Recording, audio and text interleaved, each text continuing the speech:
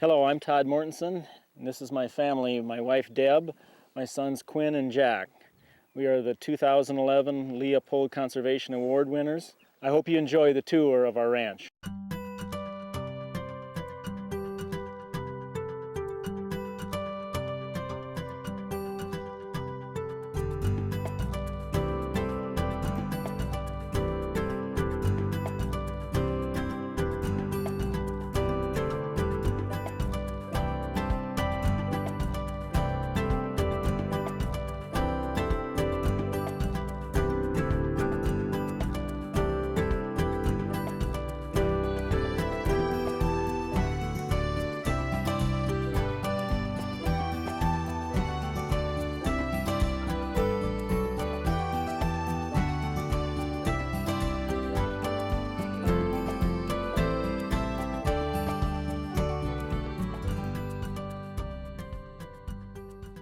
Well, I guess growing up we've all heard of Aldo Leopold and his conservation ethic, and to win an award with his name on it is particularly satisfying, because it says to me that what we're doing is up to the ideals that Aldo Leopold had.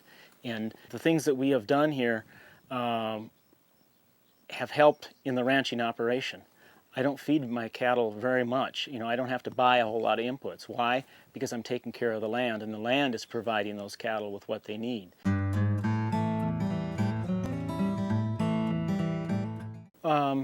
We saw a lot of changes happen when we started rotational grazing, when we started moving the cattle around. And instead of leaving them in one pasture for 3 or 4 months, now they're in a pasture for, maybe a week, maybe 2 weeks at the most, and then they move on. Especially in the spring when the grass is growing fast, the cows are moving fast at that time. That way they never have a chance to overgraze any plants or degrade an area.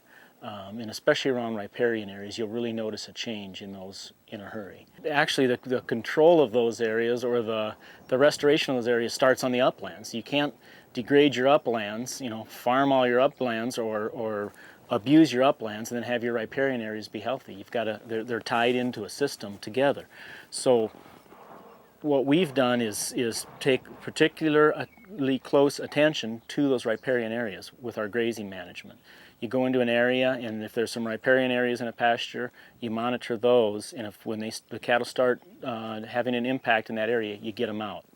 That way they have a chance to grass over. That way when you get a big rain, you've got grass to hold the water back, to slow the water back. And what that does is when you slow the water down, it drops its sediment load.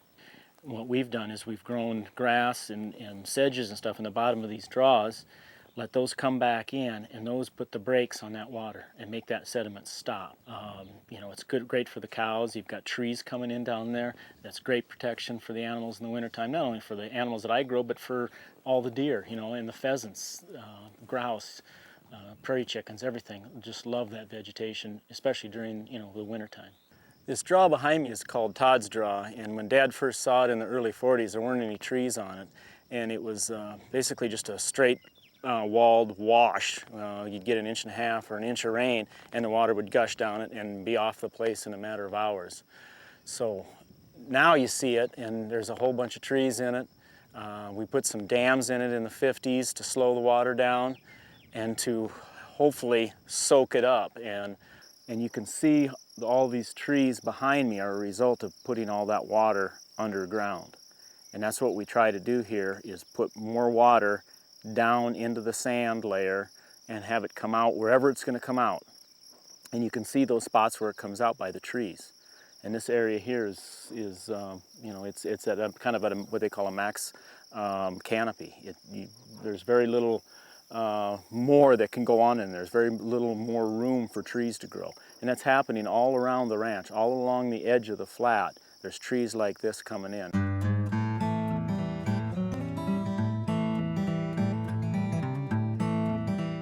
If you work with nature, Mother Nature has her own fertilizers, Mother Nature has her own pest controls. If you work within those, it's a lot cheaper to get by. And then when you do have a catastrophe come along, like a drought or a flood, it's a lot easier to get through. It's a lot easier to get through a drought if you don't have a huge debt from buying fertilizer or seed inputs. If Mother Nature's already done that for you, it makes a lot of difference. And I don't want to live in a place that I can't be proud of, obviously. This ranch has been in the family now, I'm the third generation, and I guess we try to leave it. Each generation has done something different to improve it, and I don't want to be any different than that. I see areas that I can still improve upon, and it's my goal to make sure, when I hand it to my boys, that it's as good as I could do, and hopefully, it'll continue with them. Hopefully they will continue. And I think it just has to do with the love of the land. It's not about what I can do to make the most money. It's about what I can do to sustain my livelihood out here, and then have something to pass on to my children.